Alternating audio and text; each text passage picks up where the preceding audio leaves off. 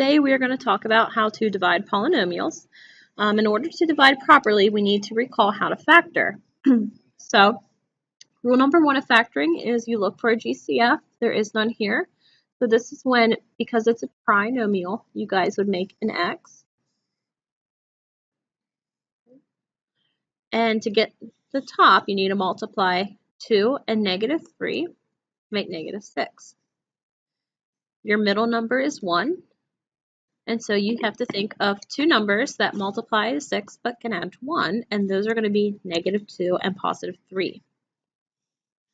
So I'm going to rewrite this as 2y squared minus 2y plus 3y minus 3. And then what you would do is you would group and factor out, in this case, a 2y, leaving you with y minus 1. And for this one, you factor out a 3 and you still get y minus 1. That's good. So we have 2y plus 3 and y minus 1. And that's our answer. So that is completely factored. Number 2 is going to be very similar. However, you do have a GCF of 3. So I would pull 3 out of the problem first, leaving us with m squared, -5m, and -6. So if I do 1 times 6, I get -6. And below I get -5.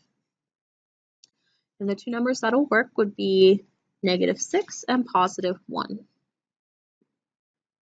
So the 3 comes down, and you have m squared minus 6m plus m minus 6. Then we're going to group. Take out an m, you get m minus 6. Take out a 1, you get m minus 6. And your answer is 3 times m plus 1 times m minus 6. And you're done.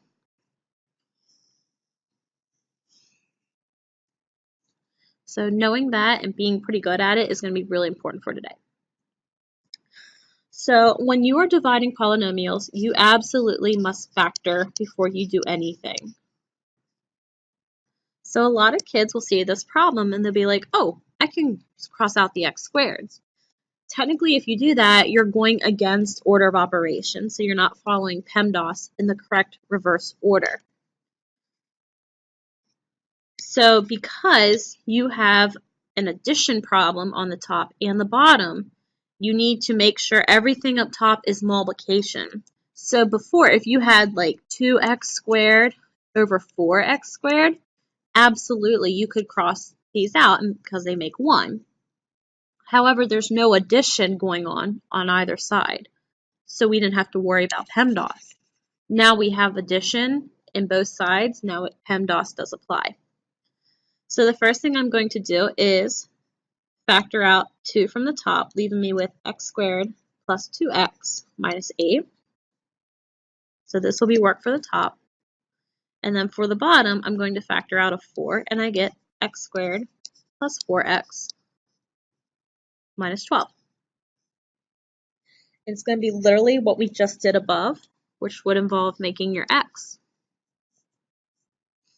You would put -8 and 2, and then -12 and +4.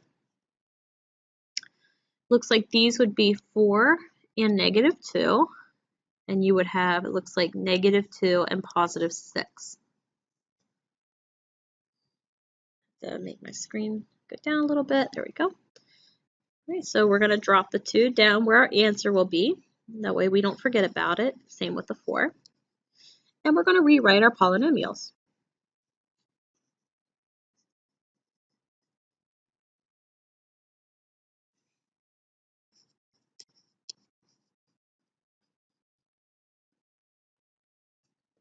Hopefully you guys realize that you need to group as your next step.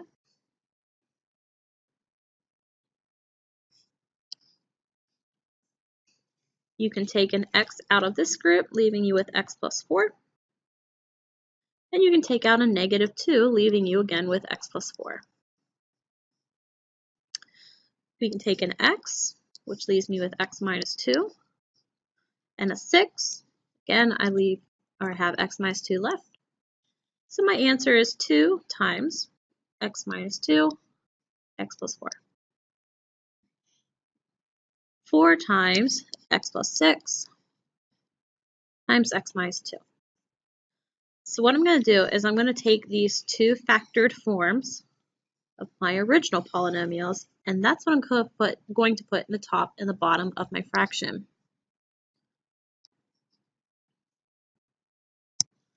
So I will write 2 parenthesis x minus 2 x plus 4,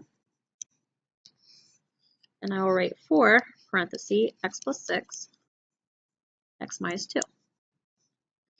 If you notice, everything up top here is being multiplied because there's parentheses around all my expressions, and that's good. So now we can cancel, or we can divide things that are the same. So for example, x minus 2 and x minus 2 can divide out. You should know 2/4 is 1/2, and that's about the most you could do. So your answer is x plus 4 over 2 times x plus 6. Or if you want to be a little bit more fancy, you could write x plus 4 over 2x plus 12. And you're done.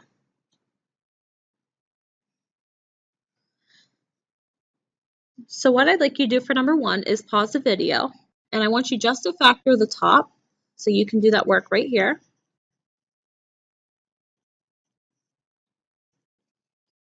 And we'll factor the bottom on this side. So go ahead and factor those two, and then unpause the video and see if your answer looks like mine. All right, hopefully you got what I ended up getting. So this will be my new top. So I'm going to put y minus 2 and y minus 6 up top. And on the bottom, I'm going to put my factored form of 2, y plus 6, and y minus 2. So right away, I see the y minus 2's line up. Very nice. And these are close. However, this is minus 6 and this is positive 6. They need to be the exact same to cross out. So our final answer, running out of room here, is going to be y minus 6 over, I'm going to go ahead and distribute this back and write 2y plus 12. And there we have it. Now, number 2, this is a perfect square, and we do have a shortcut for perfect squares. So you're going to split the m's amongst your groups. 1 plus, 1 minus, and the square root of 16 is 4. So we're going to use a shortcut because 16 was a perfect square. And then on the bottom, you would need negative 20 and negative 1, which would be negative 5 and 4. So we'd have m squared minus 5m plus 4m minus 20. Group, take out an m, you get m minus 5. Take out a 4, you get m minus 5. So your answer is m plus 4 times m minus 5, and that's going in the bottom.